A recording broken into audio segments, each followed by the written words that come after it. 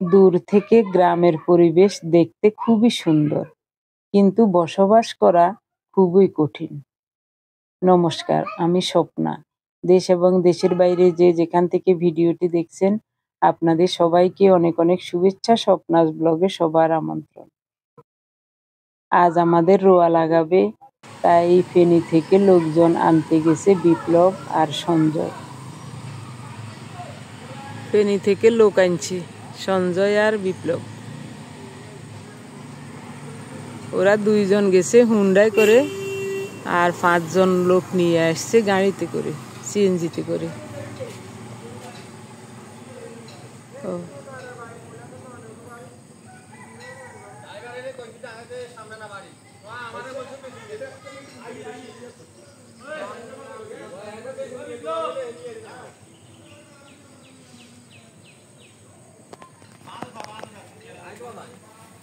আমি তো বাড়িতে নিয়ে এখানে আমি আপনাদের বাড়িতে মানে এটা শিববাড়ি না, ওই যে নয়নকে সেলুনের কাছে আপনাদের বাড়ি আপনাদের কাছ না ওই জমি কোন দিকে যোগ্য নাই না ও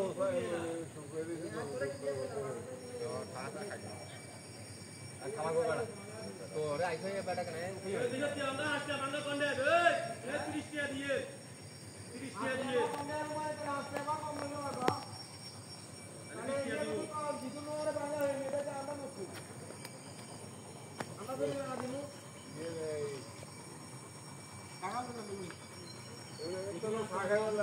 আরে অনগা তো সকালবেলা কি চা খাইব খাইবেন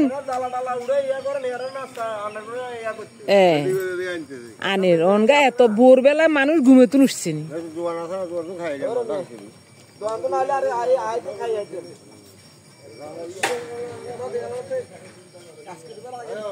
খানা ওই সেদিন না না একজন একজন ইয়া রে বাপরে বাবা আই মাত্র খানা শুরু করছি।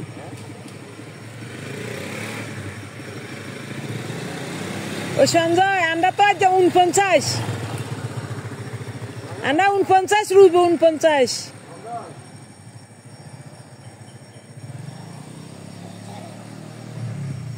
আজকে অনেকের ধান রোয়া লাগাইব, এই কারণে এই বাড়িতেও লোক আনছে ফেনী থেকে। আমাদের বাড়িতে 5 জন, এই বাড়িতে মনে হয় 5 জন আছে, 5-6 জন আসছে। ভোর 5টার সময় হুন্ডা নিয়ে বিপ্লব, সঞ্জয় আর গোবিন্দ চলে গেছে ফেনী। ফেনী থেকে 10 জন লোক নিয়ে 2টা সিএনজিতে করে ওদেরকে উঠিয়ে দিয়েছে, আর এরা হুন্ডায় করে চলে আসছে। তো বিপ্লব ওর কাকাকে বলেছে রাস্তায় গিয়ে একটু দাঁড়াতে। উনি রাস্তায় গিয়ে কিছুক্ষণ দাঁড়ানোর পরেই ওরা চলে আসছে। তো লোকজন জমিতে চলে গেছে। আমাদের মেজ বৌমা উৎপলের বউ প্রতিদিন ভোর 4টায় উঠে স্নান সমাপন করে ঠাকুরের সামনে নাম কীর্তন করে, ধ্যান করে, পূজার্নি করে। এসব দেখতে খুব ভালো লাগে। সকাল হলেই ওর কীর্তন শুনে প্রতিদিন ঘুম ভাঙে। এখন সকাল 8টা বাজে। 3টা লোক জমিতে কাজ করছে। ওরা ওনাকে বাড়িতে পাঠিয়ে দিয়েছেন, বলেছে যে কাকা আপনি আমাদের জন্য নাস্তা, চা, পান, জল এগুলি নিয়ে আসেন। তো উনি চলে আসছে বাড়িতে, এসে আমাকে বলছে ওদের জন্য নাস্তা দাও। তো কথা হয়েছে বিপ্লবদের ঘরে খাওয়ার দাওয়ার ব্যবস্থা করা হবে, কারণ আমাদের তো ঘরও নাই, চুলাও নাই।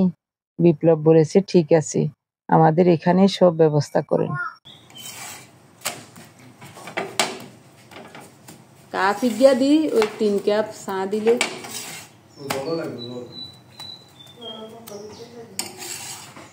বোতল ইগিয়া দাও।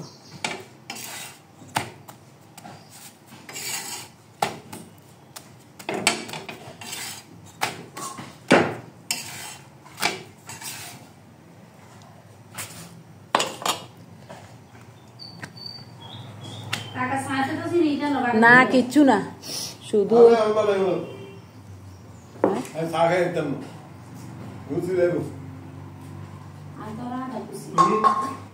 ইয়া তো ল্যাপটপ ও এভিডেন্টলি হাতের ল্যাপটপ দিয়ে নিয়ে যাবো বলে ইয়ে তো যাইর গো বাবু আই আইর আবার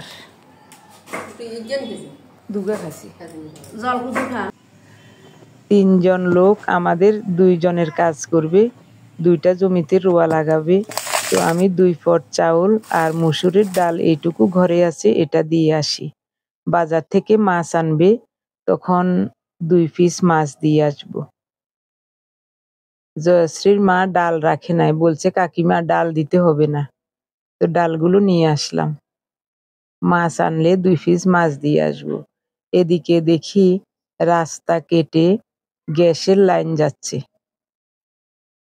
হঠাৎ করে অনেকগুলো লোকজন এসে যন্ত্রপাতি নিয়ে এসে কি শব্দ ওদিকে মোটর চলছে এগুলি পাইপগুলি জোড়া লাগানোর জন্য হঠাৎ করে শব্দ শুনে ওদেরকে জিজ্ঞাসা করলাম কি হচ্ছে বলছে যে রাস্তা কেটে গ্যাসের পাইপ বসাচ্ছে এটা একটু দেখতে আসলাম কত সুন্দর করে রাস্তাটা বানালো এখন আবার এক সাইড কাটতে হচ্ছে রাস্তাটা কিন্তু খুবই সুন্দর হয়েছে দেখো না কেন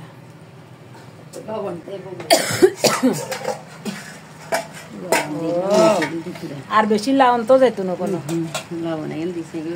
ওইসে তো কি গো ফাইন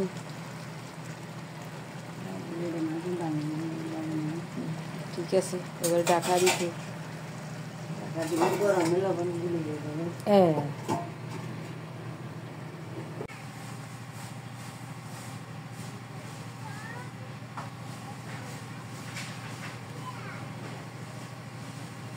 বাবুরে মেশিন ইয়ে শব্দে অত মাথা ঘুরার রাস্তার পর মেশিন ইয়ে চলের দিন মাথা ঘুরার করে ইয়ে শব্দে না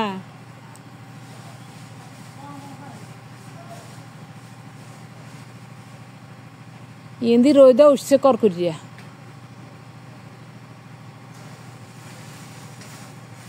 হাতা এগুলো লই যাও না বো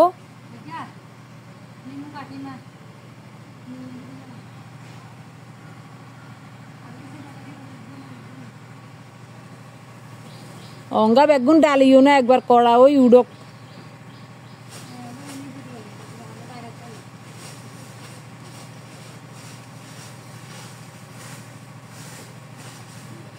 এগুলো আসিল কোনানে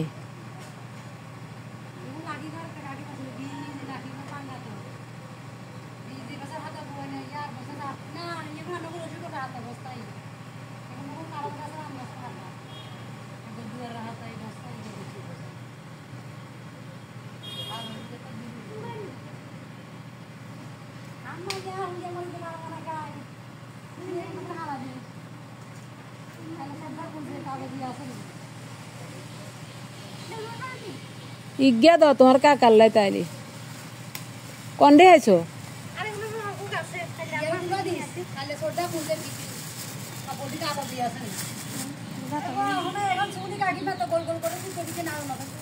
ও মাগো কি সুগ্রান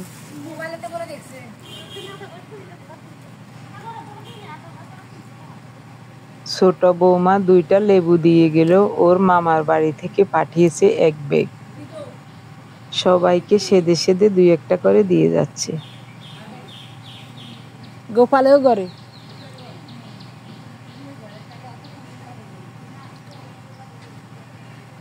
এসব ইয়া দৈত্য লাগলে বুত খেতি ওই ধরে এগুন গাছিতে দৈত্য লাগলে এক কাজ ঝাঁকড়াই ধরে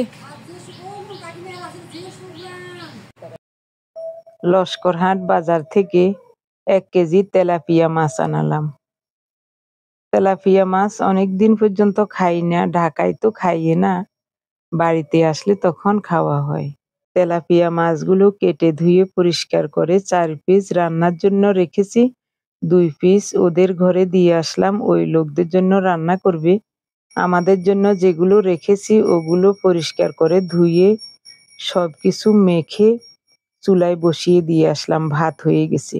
গোপালদের ঘরে রান্না করতে বসিয়ে দিয়ে তো এখন জমিতে আসলাম কয়েকটা পাট শাক উঠাতে। শাক ভাজা করব। আমার মনে হচ্ছে যেন শাক ভাজা দিয়ে ভাত খেতে খুব ভালো লাগবে, তাই সাথে সাথে জমিতে চলে আসলাম। গোপালের মা দিদি সহ কয়েকটা পাতা উঠিয়ে দিল। আজ কয়দিন মুখের রুচিও নাই, খেতেও ভালো লাগছে না কিছু। তো সকাল থেকে শুধু ইচ্ছে করছে শাক ভাজা দিয়ে ভাত খেতে। হঠাৎ করে মনে পড়লো গোপালদের এখানে পাট শাক আছে, কয়েকটা পাট শাকের আগা উঠিয়ে নেব। তো মাছের তরকারিটা চুলায় বসিয়ে দিয়ে আসলাম। 5-6টা শুকনো মরিচের সাথে 3-4টা পেঁয়াজ কুচিয়ে একসাথে মিহি করে বেটে নিয়েছি। এরপরে তেলাপিয়া মাছের পিসগুলোতে স্বাদ মতো লবণ দিয়ে একটু হলুদ দিয়ে বাটা মরিচ আর পেঁয়াজ দিয়ে ভালো করে মাখিয়ে রান্নায় বসিয়ে দিয়ে আসলাম। এটা একেবারে পাতুরির মতো করব, ঝাল ঝাল করে। আর শাক ভাজা করব, আর কিছুই করব না। রান্না করতেও ইচ্ছা করছে না, তারপরেও পেটের জ্বালায় না করে পারি না। শাক উঠাতে উঠাতে গোপালের মা দিদি গল্প করছেন, বলছেন আমরা কোনোদিন শাক পাতা বাজার থেকে কিনে নেই। নিজের লাগানো গাছের ভেন্ডি, পেঁপে, পাট শাক, তারপর ওদিকে মনে হয় কলমি শাকও আছে। বিভিন্ন ধরনের শাক টাক লাগিয়েছেন উনি, বসে থাকেন না। আবার মাঝে মাঝে মিষ্টি কুমড়োর শাকও লাগায়, লাউ শাক লাগায়। এগুলি ফলও খায়, আবার শাক পাতাও খায়। আমরা বাড়ি আসলে আমাদেরকেও দেয়। আবার শীতকালে পালং শাক, লাল শাক, পুঁই শাক এসবও লাগায়। বেছে বেছে উঠাচ্ছি।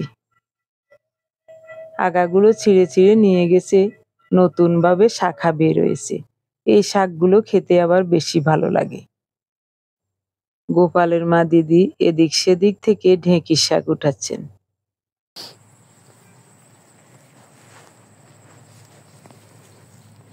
মাছের তরকারি ইয়ান বসায় থুই। আপনি কি আর ঢেঁকির শাক নি খোঁজেন?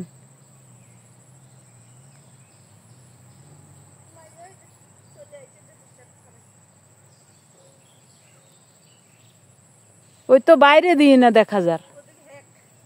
ও আপনার গো তো মেলা জ্বালা রয়ে গেছে কি আগো দিদি?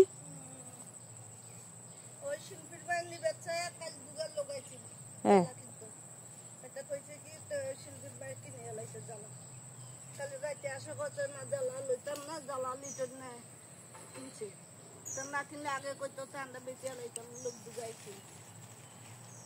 আগের বছর দেন গোপালে হুরা জমি নিতে জ্বালা বইয়েছে, সেটা কেন হেগান কাল্লা এত জ্বালা কি ইচ্ছে হিসাবে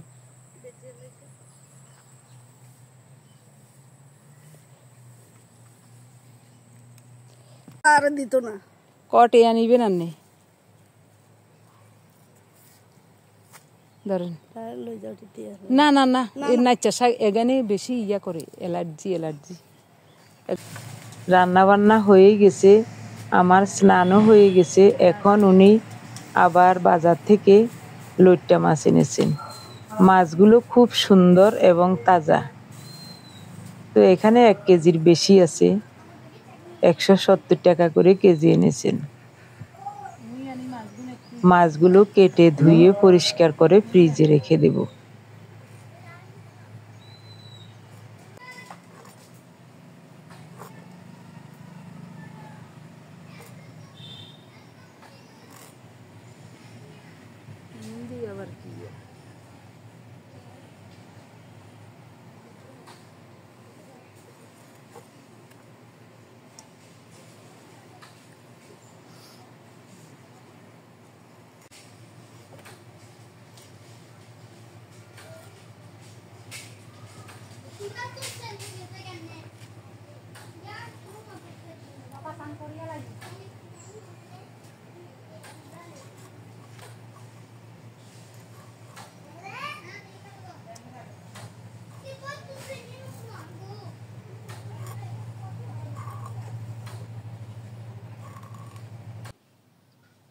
আমার খাওয়া হয়ে গেছে আরো আগে।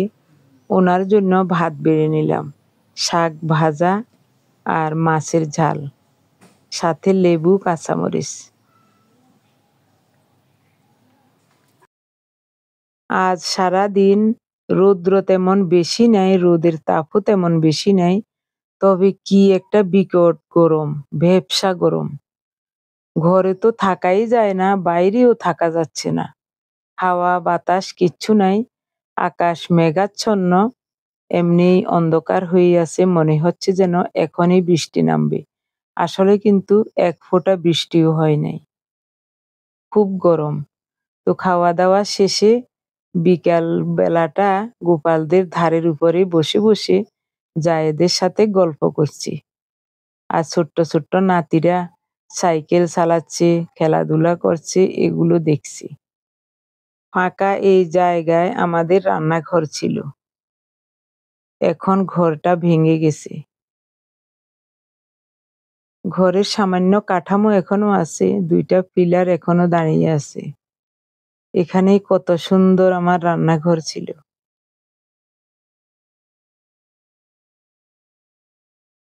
আমার যা, গোপালের মা, দিদি, আমরা 3 জায়ে বসে বসে গল্প করছি।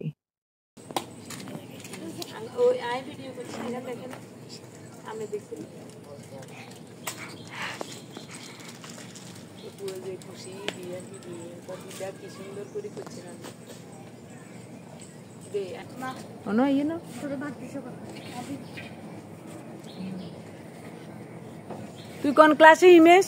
ক্লাস 6 নি? বাহ, ওই ফুনেন্দুও 6 নি রে? ও, পরাগ ও, তিনোকা 6 রে।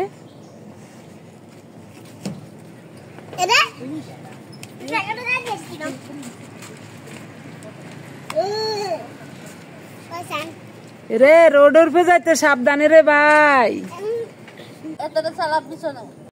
বিপ্লবের ছোট ছেলে সাইকেল চালাচ্ছে, ও শিশু শ্রেণীতে পড়ে। এ বাড়িতে এরকম করি করি শিখিয়ালো ভালো করি, তো স্কুলে যাওয়ার সময় নিজে নিজে সাইকেল চালাই স্কুলে যাইতে পারবা।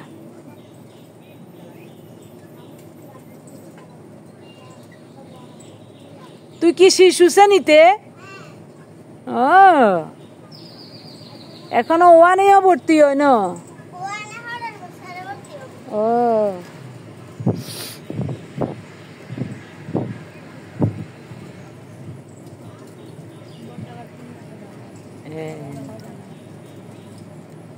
এতে তো ছোট্ট কালে আর কেনা শরীর আছিল, অঙ্গা তো হুয়ে গেছে।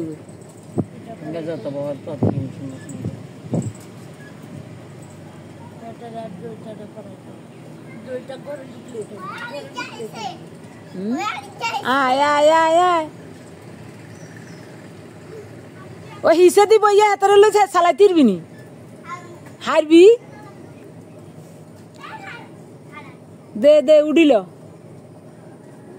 আরে মা কি খুশি রে, দে উঠ। হারবনি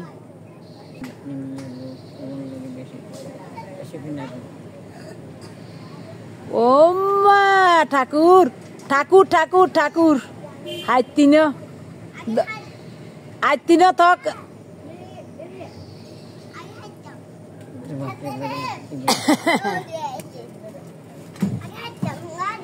তুই তুই তোর হাতের সাইকেলের হিসে হিসে দৌড় গইতে হেঁটে উঠবো। তুই আর স্কিনের দিকে খাওয়া থাকলে কি উঠবি নাকি? ওই সাইকেলের লগে লগে দৌড় গই যা।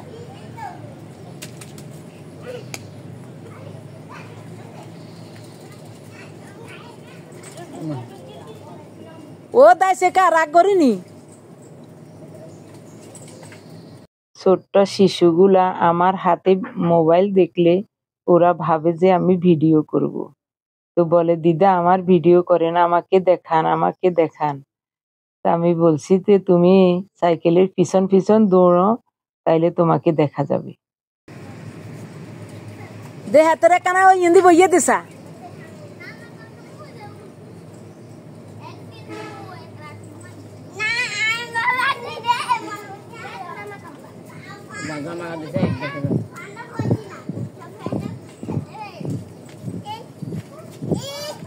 হুন্ডাইতে তো কাইলা দেখলাম যেন হিসকিনার দি উড়ি নিজে নিজে একারে বই ধরি রেখছি। ও বাবা আরে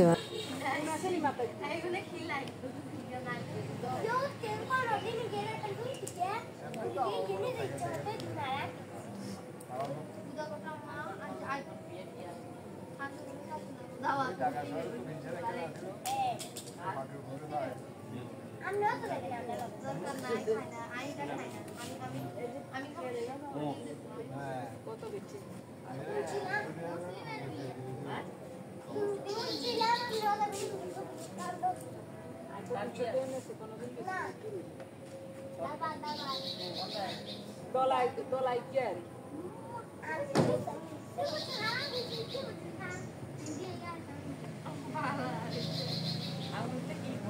আমার প্রিয় ভাই বোন বন্ধু স্বজন, আজকে সম্পূর্ণ পর্বটি কেমন লেগেছে কমেন্টস করে জানাতে ভুলবেন না। সবাই ভালো থাকুন, সুস্থ থাকুন, দেখা হবে আগামী পর্বে। ধন্যবাদ সবাইকে।